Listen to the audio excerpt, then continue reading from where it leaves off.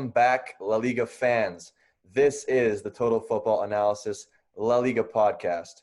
My name is Alex Comcia, and we are back to round out this La Liga season. I'm happy to be joined by El Profesor, Chris Mumford. How you doing, Chris?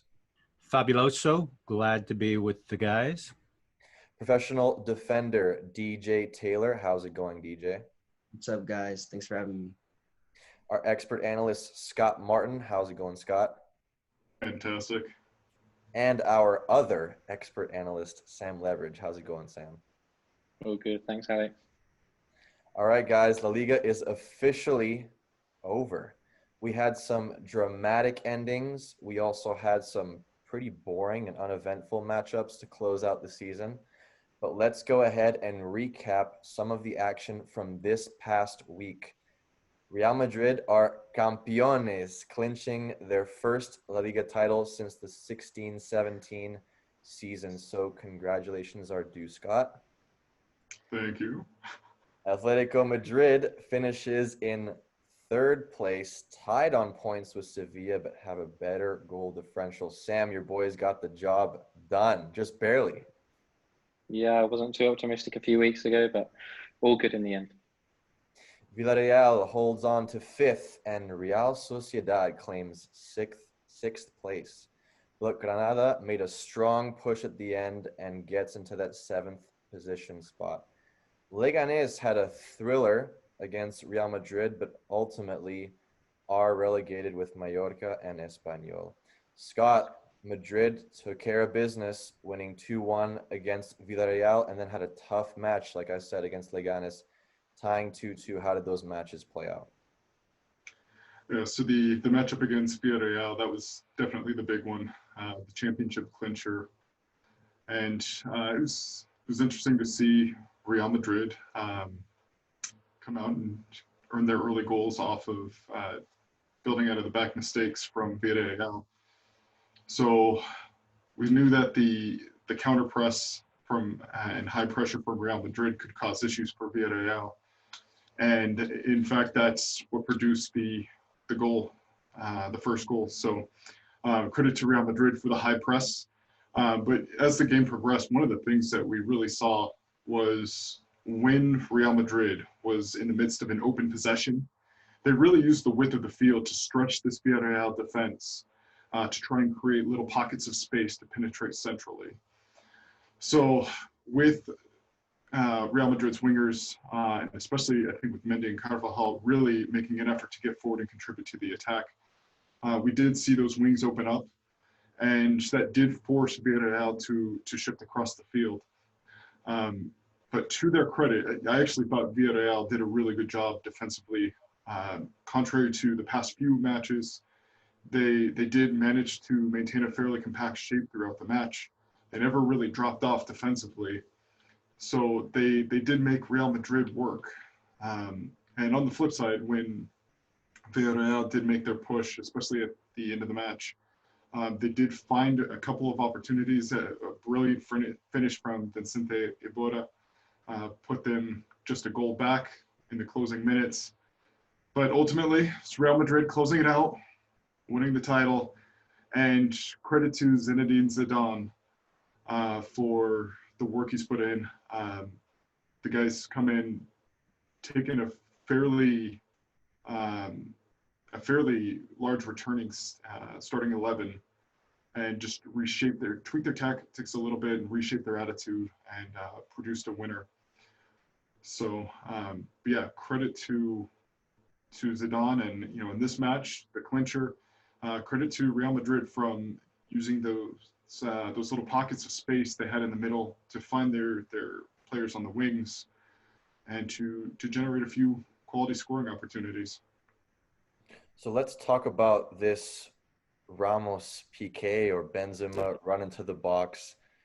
Scott, Ramos comes up, makes one of these runs right into their 18, gets the foul, and then instead of taking the PK, he dishes it off to Benzema. But Benzema runs into the box a little too early. Why is this a retake and not a free kick for Villarreal? So if only Real Madrid had encroached, if it was just Benzema who had run into the box, it would have been a free kick in Villarreal's favor.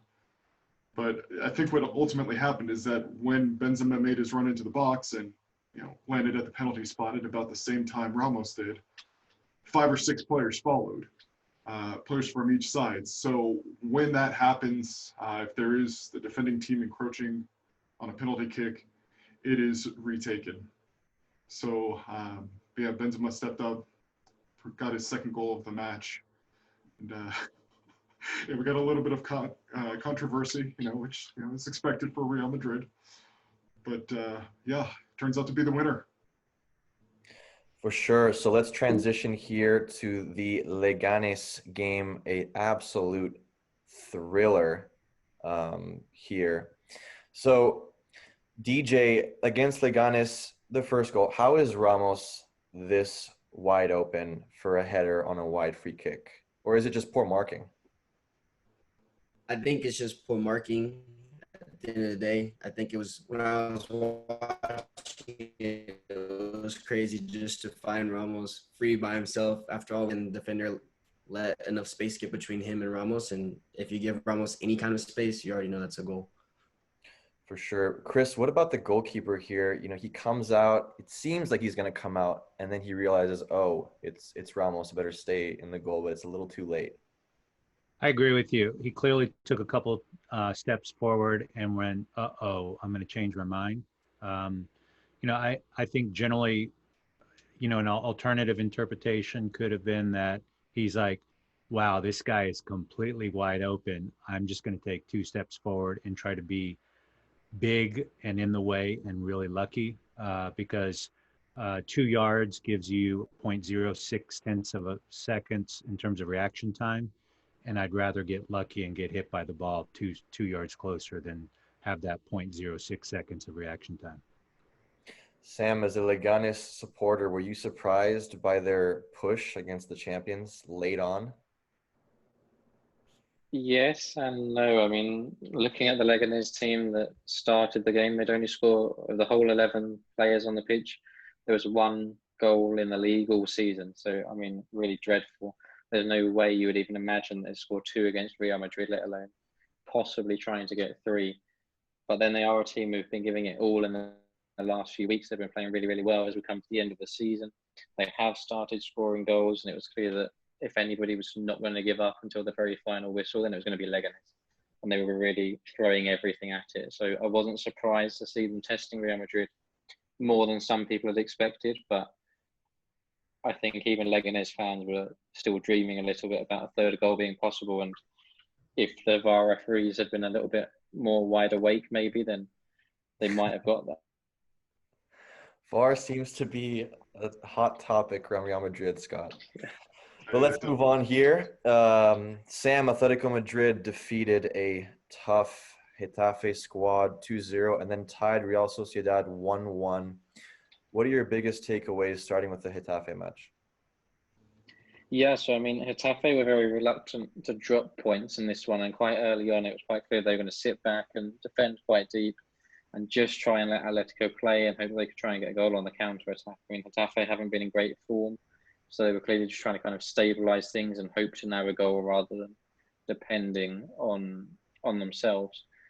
But Atletico did react in quite an interesting way, and we've seen before that their 4-4-2 formation usually has 1 wide midfielder who gets a bit further forward, and you can see here that with Marcos Jorenthi, he's been acting as the second striker, and it almost became a front 3 with Diego Costa, Marcos Jorenthi, and Angel Correa. And so Atletico really kind of counteracted the way that Hitafe would sit deep to try and open up a bit more space. I thought Jorenthi's goal was absolutely spectacular. A quick spin and the pull of the trigger.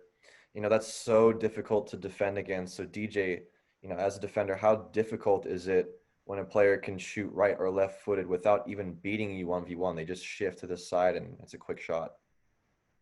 Yeah, I think it's super tough as a defender, obviously, because as a defender, you're already on the back foot because you don't know what the attacker is going to do. But to have an attacker who can go either way, how do you decide which way to show them? That's a difficult decision the defender has to make every time they go against somebody. But like you said, it was a great strike. I would only recommend, once they're like that, just try and block. That's all you can do. At the end of the day, I think the defender was just a little slow.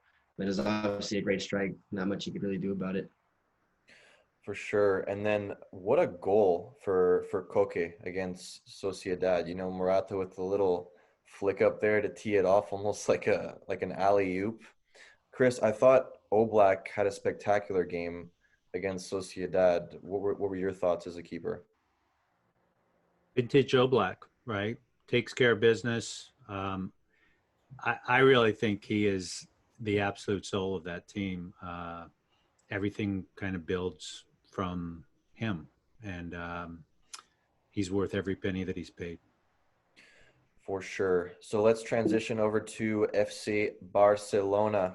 They lost to Osasuna 2-1. It was a poor performance. Messi came out to the press afterwards, and as we all know, he let the public know about his displeasure, not only for that performance, but for the whole season as well.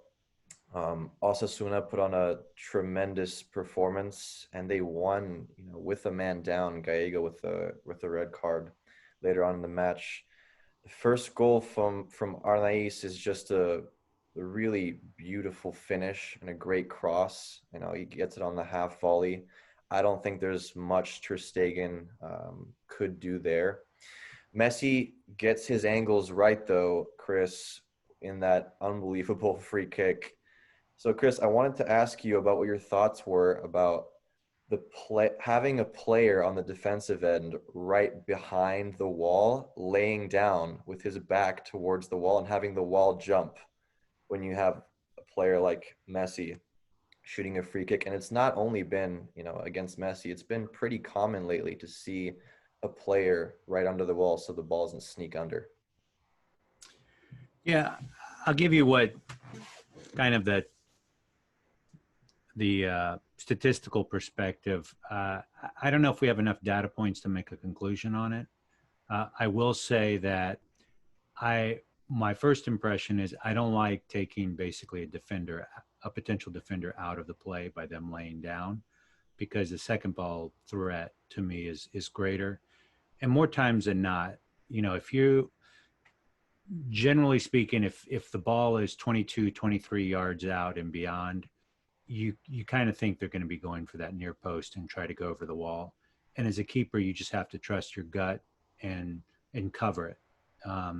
Szczesny had an unbelievable save for Juve against Lazio, which could have, at that point, Juve's wrapped up the title. And I just feel that those second play threats are not worth giving up the defender. And I haven't seen enough plays where that's actually worked. And maybe it's the threat of trying to hit low works. But I also think that jumping up, this is probably debatable, but I at the end of the day, as a keeper, I'd rather have a clear sight line. And when people jump up, I don't have the sight line. That ball could be behind him, in front of it. I don't know. It's another thing for me to worry about as a keeper. And I got to tell you, the goalkeeper should have been kissing those posts and hugging, because they saved him a couple of times that game on some messy kicks. He sure did, but then he got his protractor the right way, got the right angles on that one. Roberto Torres. Sorry, Sam, go ahead. Yeah, just commenting on that kind of tactic of the player laying down behind the wall, because the first team to do it recently, at least in La Liga, was Sevilla. And just after the restart, and they defended really well. He had 2 or 3 free kicks in good areas, and none of them went in. And then the very next week, you saw that Messi had already found the solution. And obviously, having so many players in the wall, so many players with the guy laying down behind the wall, it meant that he could kind of chip the ball over the top, almost like a cross, when they were expecting the shot. And then Luis Suarez just headed it in. So I think that's the thing that teams have to watch out for, that they can't overcommit to the wall, having one player down behind, as Chris says. I mean, you don't want to be taking anyone out of the equation. So it does leave teams vulnerable, even if it isn't the usual Messi shooting. It might be a Messi assist rather than a Messi goal. That's a really great point. So Roberto Torres puts the dagger in right at the end on the counterattack. DJ, what do you think happened in the locker room right after that game? Do you think it was dead silent, or you think there was some conflict in the Barca locker room, I should say? It's hard to tell, but honestly, I think obviously when they first get in, it's pretty quiet. But I think once Messi walks in there, it gets pretty loud. I think Messi behind doors is a good leader, and I'm pretty sure, obviously, if he went to talk to the press, he obviously addressed his team as well in the locker room, even probably with Kike Setien in there. Obviously, other leaders like PK and Jordi Alba, they obviously probably had a conversation as well. But I think is at the end of the day, it was just all good talk after that because they came out with this 5-0 win, and now they can only look forward to the next season. Like you said, they responded. Deportivo Alaves 5-0. I mean, guys, honestly, this looked like a training match. No disrespect, but um, you know, Puig made a really good case, I thought, for him to eventually even start in this lineup. I thought he was a bright spot for Barcelona. Obviously, Messi kicking it off with the assist to Fati. Fati, which was much better in this game as compared to the Osasuna game. Messi's second goal, his first touch is so amazing. Just takes it right past the defender with his momentum and then fakes the keeper out, gets him to dive. And then the keeper knows there, Chris, that it's just all just game over from there. He's going to slot it home. So, DJ, I wanted to ask you also about these late curling balls that Messi has to Jordi Alba. Why do we always see Messi curling it towards the left back, and usually it's Jordi Alba, on these late balls? And why does he not do it necessarily on the right-hand side as much? Is it the angle? Is it the player he's playing to? What do you think? I think it's a little bit of both, honestly. A lot of it has to do with the personnel. You just have that connection that, especially with him, he's developed with Jordi Alba over the years. And every time he looks up in that spot, that Jordi Alba is already going to be on the run without even looking. He could almost play it in behind. And so I think they've developed that connection. You also kind of saw that connection with Dani Alves. When Dani Alves was there, they did a lot of 1-2s, one touch 1-2s. And it's kind of just the connection they developed from playing with each other. But obviously, I think cutting it with your left foot, playing that curling ball is way easier than trying to play it the other way. Obviously, I think the same thing goes if he was right-footed, he would cut it and play the right back more. Right. So it's obviously the angle and the connection. Maybe we'll start seeing some outside the left foot to the right back balls. Who knows? But yeah, finally, Sam, Sevilla tied Real Sociedad 0-0, which may have cost them third place. Actually, it did cost them third place. But then Sevilla beats Valencia 1-0. What were your thoughts on the matchups? Yes, they were both quite dead rubber games in a way. I mean, Sevilla went to Real Sociedad and they were just trying to get a good result, but it was quite obvious that they weren't as motivated as they had been in recent weeks. But what was really interesting was here, I mean, you can see Oliver Torres, and we've spoken a bit before about the role of Ever Banega, and he's kind of the playmaker in that midfield for Sevilla. And we saw that Oliver Torres started to pick up his role. I mean, he missed the game against Valencia. He was suspended, which was his last appearance. It would have been his last appearance for the club. But I mean, we can see that Oliver Torres kind of picks up that playmaker role, and there's the two fullbacks running wide. So he's just looking to kind of create some space there. And Real Sociedad, defending in numbers, couldn't afford to slip up with their own Europa League hopes kind of on the ropes. And so that was how Julen Lopetegui looked to try and solve that problem with Oliver Torres as kind of a playmaker in midfield. Do you think it was fair to say that against Sociedad, Sevilla was lucky not to lose?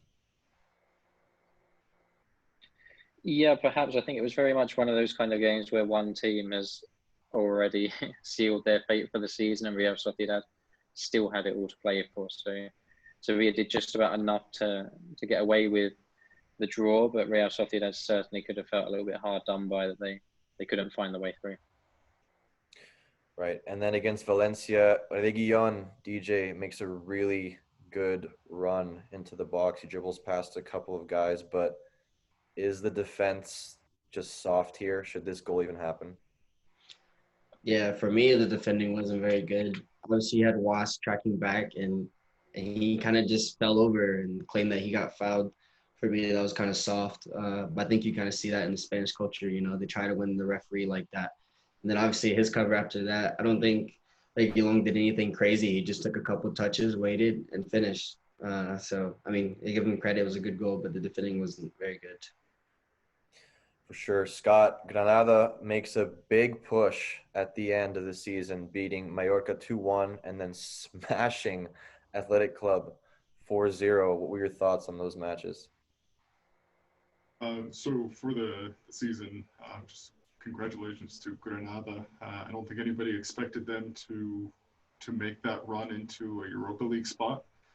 It's the club's first time playing in the Europa League, so we had a really shocking run of form to close out the season. That match they played against Real Madrid, we could see that they were arguably the better team, and that form carried into these last couple of matches, especially just smashing, fairly solid Athletic Bilbao team. So, yeah, Granada, congratulations in the Europa League. Brilliant run of form to end the season.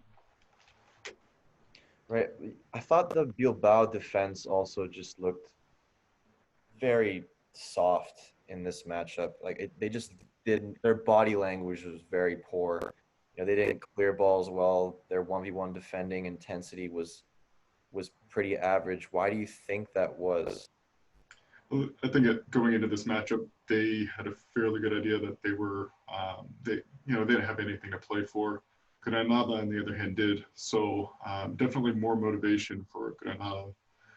Yeah, I mean, Bilbao definitely could have shown a little bit better. They were pretty open in the defense, and really the support for the keeper. It was just not there. I think there were a couple of block shots that ended up in the back of the net on the second opportunity. So just really poor support from the defensive side. And, you could just see as the second goal was scored especially, right. Just the interest to close out the game was just not there. But yeah, Granada didn't let up, and kudos to them. For sure. So let's wrap up our strength of schedule discussion here. Chris, take us away. All right, so if we take a look at the schedule, really having a look at the post-COVID season, and in the beginning, I guess 5 weeks ago, we'd thought about this is basically going to be a brand new season.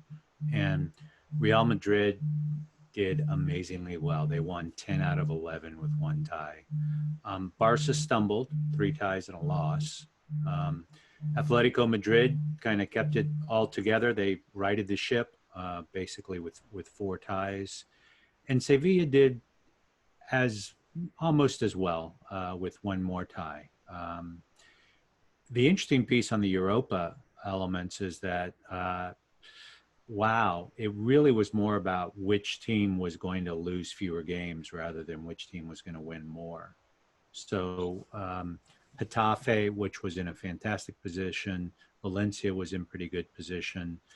Even Real Sociedad, who, they were in pretty good position, but they still lost 5 matches, right? So Villarreal was kind of the best at not losing as many games, and they ended up in 5th place with Real Sociedad and Granada.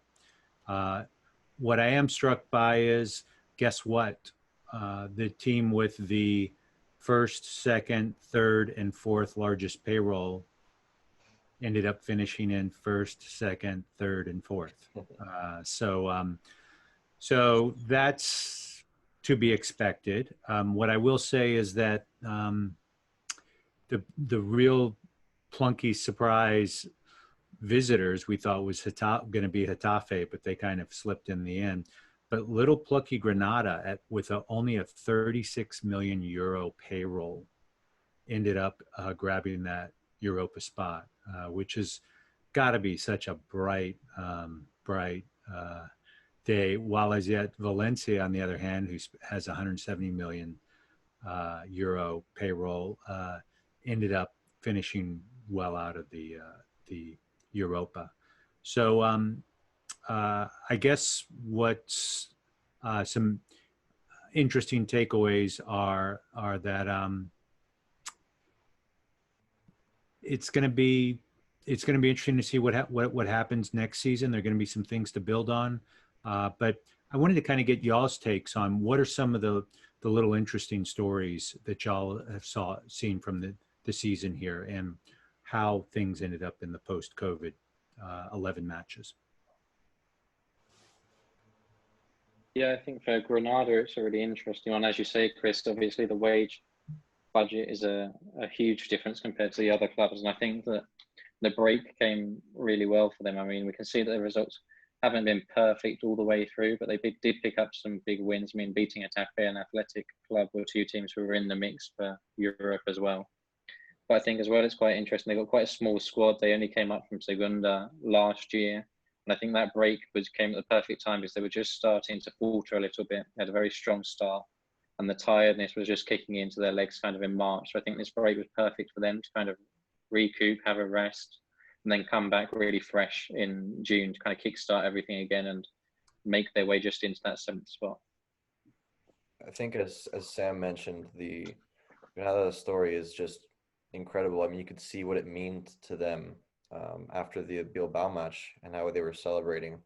Also, Valencia will be extremely disappointed with how they've ended the last 5, 6, 7 matches of the season after quarantine, after the break. I do also think that Barcelona and Atletico Madrid will also be pretty disappointed. They ended up, Barca obviously more so than Atletico Madrid will be disappointed that Madrid won the title. But I just think they were both not up to their super high standards. And that's why I expect next year, the points will just be even that much higher and it'll be that much more competitive across the front three. I'm not counting out Sevilla, but I do think that Sevilla will also come in 4th next year because I just think the top 3 clubs will be pushing at new heights. Yeah, I can't get over the payroll per point figures where you have Barca leading it at 8.3 million euros per point and Real Madrid at 7.5, Atletico Madrid at 5 million and Sevilla at 2.6. And Little Granada has 600,000 euros per point. And I almost wish they would give an award for kind of best punching best at your own weight sort of thing, because I think there's a great story there. And I guess Granada was or Sheffield United attempted to be what the Granada was of this season, is those folks that are new to the league and are either able to punch a Europa ticket or be very, very competitive with that.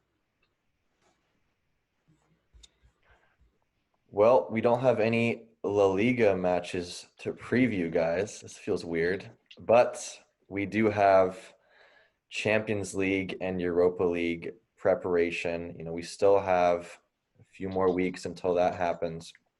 So let's have a discussion here about that Champions League and Europa League preparation, Scott. Real Madrid takes on Man City in a clash of the Titans on August 7th. Still a few weeks away, but what should we look forward to in the next few weeks for Madrid to prepare well for this match?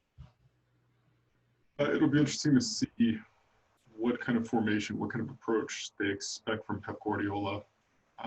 You'll remember in the first leg, he mixed it up, went with a 4-4-2 in defense. He had Gabriel Jesus drop into the left wing to negate Dani Carvajal moving up the pitch. So it'll be interesting to see if they prepare for that or if they do anticipate some other kind of tweak. They do obviously have a little bit of time to prepare. City's still in play. So, they have I guess a little bit of an advantage in that they can get their rest and fully prepare for this next matchup. But this is going to be a really tough one for them to come away with the victory. DJ, sorry, Scott, go ahead. Yeah, especially since they do have to travel to Manchester. I don't necessarily see them coming away with the result in this one, unfortunately. So we'll see. I mean, Zidane's he finds a way to win. He finds a way to feel the right side, but this is a really difficult matchup. DJ, when you've been playing so many matches back to back, within 3-4 days, and now you have this much time until your next match, how does that change your approach as a player mentally? I think it's tough because you get caught between, taking advantage of this rest that you can take but also not losing momentum. For example, Real Madrid, they have great momentum right now. They haven't lost. They just won La Liga. I think Zidane maybe will rest for a couple of days, but will honestly just push his players even more because that's what they'll have to do to win champions. And obviously they'll get the rest as soon as Champions League is done. For sure. And next up, we got FC Barcelona taking on Napoli. Messi has come out and said if they don't change things, they will lose to Napoli. I think that's very true.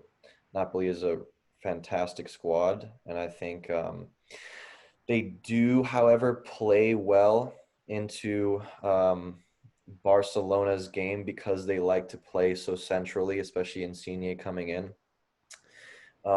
Their narrow play is favorable to a Barcelona lineup that likes to collapse in that midfield, and we've talked about that before. So I'm really interested to see whether Napoli plays a back three or a back four. If it's a back three, more likely it'll end up being more of a five. But I'm interested to see who those wing backs are, the personnel. Will they be more defensive players or more attacking where they really go at Barcelona? And if they are more attacking, the responsibility will definitely be on Barcelona's fullbacks to pin those wide players back so that Barcelona can maintain possession, that Napoli do not have a good outlet out wide. They can only play to an outlet up top, which again plays into Barcelona's collapsing press centrally. So again, Barcelona has a lot to prepare for. This will be a very difficult match, but the good news is that they should have almost everyone healthy. De Jong should be fully back. I do expect Ansu Fati to start that game out wide with Suarez and Messi up top with Griezmann, of course, still being out. I don't think he will recover. But yeah, a lot to look forward to there. Sam, Atletico Madrid plays a tough Red Bull Leipzig team on August 13th. What are your expectations? It's hard to really have any expectations because, Atletico are always a better team when they're the underdog. So especially in Europe in the last few years, we've seen them come up against big favourites. Pep Guardiola's Bayern Munich, even in the last round when they played Liverpool were the big favourites. And that's when Atletico really come out of their shell and play their own kind of game, and it works for them. So against Leipzig, you'd probably say that Atletico were narrow favourites in that one, and it's a tag that they don't have too often at this stage of the competition. But then again, I think it will benefit them. Obviously, Timo Werner's not going to be there in the lineup for Leipzig. And you would think that with Diego Simeone, this competition this year is almost set up for him. Just playing one game rather than the two legs, that's perfect for Simeone. That's what he can do, grinding out a 0-0 or 1-0. And then obviously Atletico are in the good side of the draw with Leipzig and Atalanta and PSG. So if there is a year where Atletico fans have really believed that maybe this is the year we win the Champions League, then I'd say probably this year. I'm going to go ahead and say they're going to make it all the way to the final. I'm going to put that on the record right now. You'll love that. But again, Sevilla takes on Roma in Europa League on August 6th. Scott, Chris, any thoughts here on this matchup? Scott, you go first. So I think Sevilla should get through this matchup. Their use of the wings should, I think, carry them out and get the result. Roma's had pretty good form of late. Not spectacular, but I do think overall Sevilla is the more talented squad. So I do look for them to take the initiative in the match. Have a little bit more of the ball and really try to dictate, especially through the wings. So it'll be a really entertaining matchup. I think one of the better ones in the round, but Sevilla should come through with the results. That's a tough matchup on both sides, in my opinion. Roma has, they've won their last 3 matches. They had the good fight against Inter, and they do finish up with Juve before they head off to Europa. So they're going to have their hands pretty full. I am going to say you flip a coin on this one. That's a tough one to call. And Sam, we can't forget about Hitafe versus Inter. What are your thoughts here? No, well, I think if there's one game that nobody will want to watch on TV, it'll be this one. It'll be absolutely awful. But then Hitafe, I mean, in the last few weeks, they've just been so poor, so disappointing. And then it's hard to know how they react coming off the back of the result against Levante, which obviously saw them drop out of the Europa League places with a league finish. So, I mean, their season really kind of depends on what they do in these last few weeks in the Europa League now. But they've just been so poor since the restart that I can't see any way other than Inter just walking all over them. I mean, Hitafe are usually very hard to beat, and that's what they've lost in the last few weeks. So I think Antonio Conte will have his team very motivated, very up for it. And I think Bordalas and his players are a little bit shell-shocked almost at the moment that what's happened here. I mean, we were on the verge of top four, and now we're not even in Europa League. So I think psychologically that's going to be very difficult for Hitafe. And then tactically, I think Inter just have too much quality. I think Hitafe can be very well organised tactically, but there's just too much quality in the Inter team for Hitafe to hold out. Well, we will definitely preview these matches coming up in Europa League and Champions League again as the matches start to approach with the next couple of weeks. But guys, let's turn over here. I wanted, before we close up, to have an open discussion about who our MVP was of the season. Scott, can you kick us off? Sergio Ramos, of course. So I definitely got to make a case for Sergio Ramos. The side had 19 clean sheets, best XG among Europe's elite competitions, top 5 leagues. He's the anchor of that side, and not only that, he also managed 11 goals. So I think you've got to make a strong case for Ramos. The side did come out and win the championship after all. So I think the value that he brought to the squad is unmatched. And look at this last game when he came out and Casemiro came out. Leganes made their comeback and nearly pulled off the 3-2 win. Should have had the 3-2 win. So, but yeah, Ramos has been a rock for them. So he's my vote. Sam, what do you think? No, I think when it comes to MVP in La Liga, I think we need to look back at the last 15 years or so.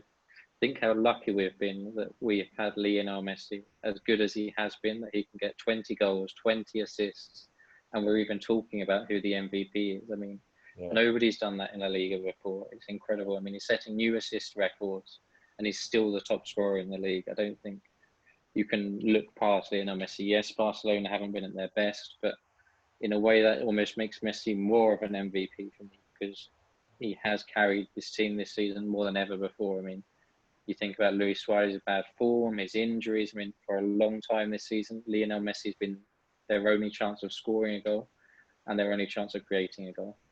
So Sergio Ramos has been good, Karim Benzema has been good, I mean, Casemiro has been good, but that's a team unit. So if we're looking for an individual, one specific man who's made a difference, I think it has to be Lionel Messi. Even with 5 goals in the top half of the league, you're still giving it to Messi. 18 yeah, because without the 20 goals against the bottom half of the league, then Barcelona would be looking at Europa League next season. So Sam, this begs the question, can defenders win MVP then, right? How can you have a better season than this if you're Ramos, for example? Can you? Well, I'm not convinced that Ramos has been that good. I mean, Ramos is incredible. Ramos is an amazing player. He's world class. And he's been at the top of the game, the very best for a long time. But then this season, I think there have been times where Rafael Varane has bailed him out. And as good as Ramos is, he does have possibly the second best central defender in the world alongside him.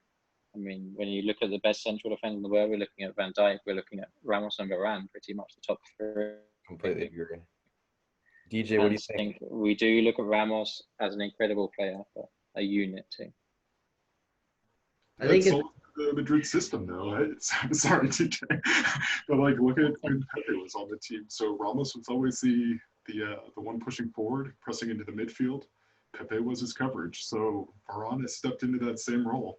So it's that complementarity of the two that really allows Ramos to excel in his role. I think without that, that backline would be a mess. Yeah, I would say I don't know. It's tough between Messi and Ramos because you're almost used to Messi doing this, and he's done it for so many years. You know what I mean? Like that's why people would lean so quickly towards Ramos. Yes, Ramos has had a great year, and for him that was his best. But this wasn't even Messi's best year, and he's still top scorer of the league, whatever you want to call it. You know, so I think it's tough. Obviously, I do think a defender should win some type of award, whether it's the same award or if they make a separate one for defenders, because defenders I think need to be more recognized when they have seasons like this, or you look at their blocks or stuff they put in. I think it gets overshadowed. Um, I also think I'd like to hear what Chris thinks about for La Liga goalie MVP. If it wasn't after Oblak, who would you choose after Oblak? So I agree with Sam on the MVP needs to be Messi. I don't think there's a debate there. I'd like to tweak things a bit and come up with biggest difference maker. And I would argue that Oblak is the biggest difference maker in that Atletico would probably be in Europa. I mean, you could make an argument, may not even be Europa without Oblak, right? The DJ, to your point, Ter Stegen has had a better season. He's saved 6 in terms of expected goals and actual goals. Ter Stegen has done better. He's got a 92%, meaning he's had a lot fewer goals scored on him than what was expected. So it's one of those instances where Ter Stegen had a better performance this year, but I feel like Oblak is the biggest difference maker. And I don't know who else in the league because with Messi, Barca, and Real, that's the horse race, right? That is the measure for success. For Atleti, the Real, and Sevilla, it's okay. We got to punch our ticket into Champions League, right? And then everybody else, I just feel like the Europa. I don't know the Granada players well enough to say, hey, that's the biggest difference maker. They should be the difference maker in the league. But you guys know my bias. I think Oblak is the biggest difference maker. Scott, is it crazy that they're not talking about Courtois? I mean, that's another one where maybe you could argue he benefits from the solid defensive structure they have at Real Madrid. It's not only got Ramos and Varane, but then Casemiro in front of them. But I will say his form this season is wildly improved from last year. I saw something on Twitter today that in terms of expected save percentage, he was actually in that top 5 of the league, better than both Oblak and Ter Stegen. So definitely an improved performance. Made some quality saves to keep this team in very tight games. And this is a side for Real Madrid that they didn't have a lot of blowouts. It was a lot of really close 1 and 2 goal margins. So I think when you look at the MVP of the league champs, you have to look at the defensive players. That was really at the heart of their success. Yeah, just to close out this argument, it's really tough because a player like Benzema, I'm really wondering if he takes all the PKs Ramos doesn't take and he scores them and he beats Messi for the Pichichi, is he the undisputed MVP or is it still Messi? I don't know. I think it could go to Benzema. As a Barcelona fan, I love Messi. I think he is the undisputed MVP, although my heart as a defender says I want Ramos to win the MVP because he's also my favorite defender and favorite player, my role model as well.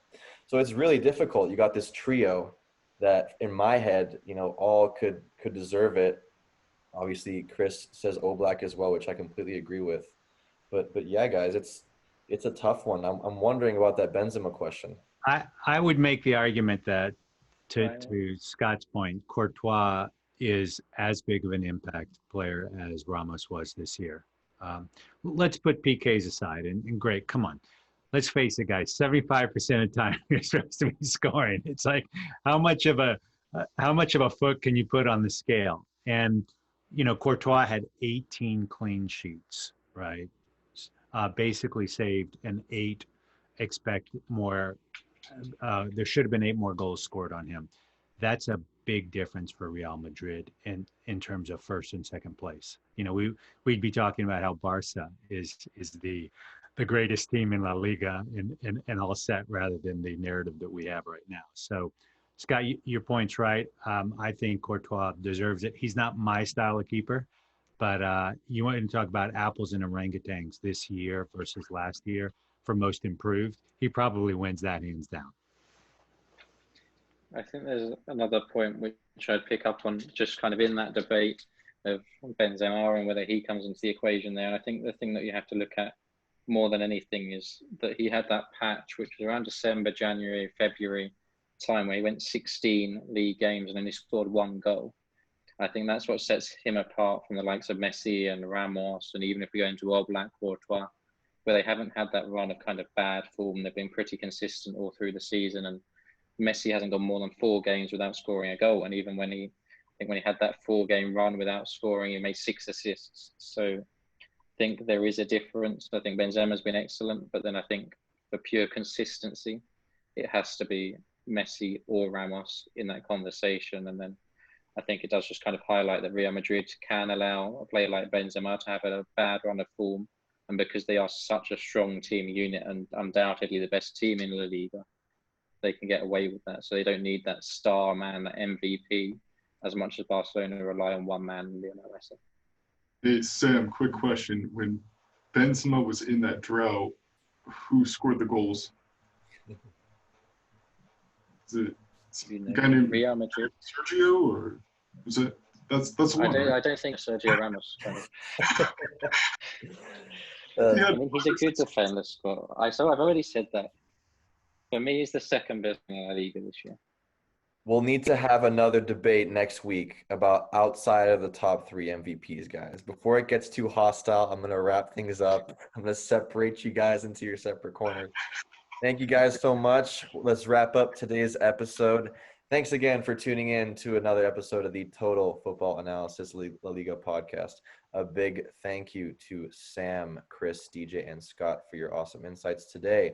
We would also like to thank Total Football Analysis Solutions. Go check out www.totalfootballanalysis.com. They are the world's largest open source soccer analyst community. See you next week, and hasta luego.